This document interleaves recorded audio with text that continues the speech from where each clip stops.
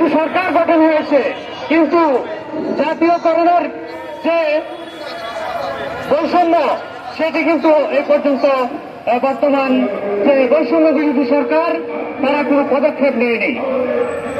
আমরা বিভিন্ন দিক থেকে বিভিন্নভাবে বঞ্চিত হচ্ছি।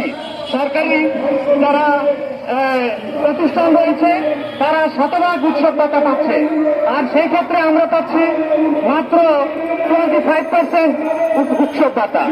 আমরা পাই মেডিকেল ভাতা মাত্র 500 টাকা মান্থলি, আমরা বাড়ি ভাড়া পাই 1000 টাকা।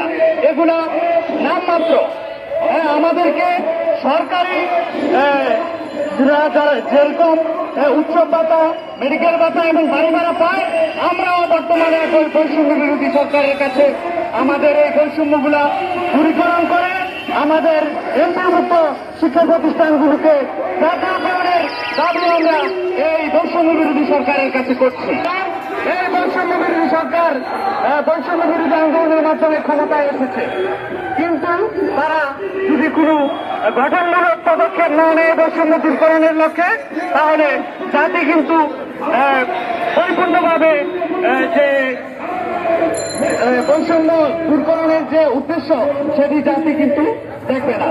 সুতরাং 5 লক্ষ শিক্ষক কর্মচারীদের দাবি জাতীয়করণ এবং সরকারি বিরোধীরা যে এরকম সুযোগ সুবিধা পায়, আমরাও সেই রকম সুযোগ সুবিধা এই বৈষম্য বিরোধী সরকারের কাছে জোর দাবি জানাচ্ছি।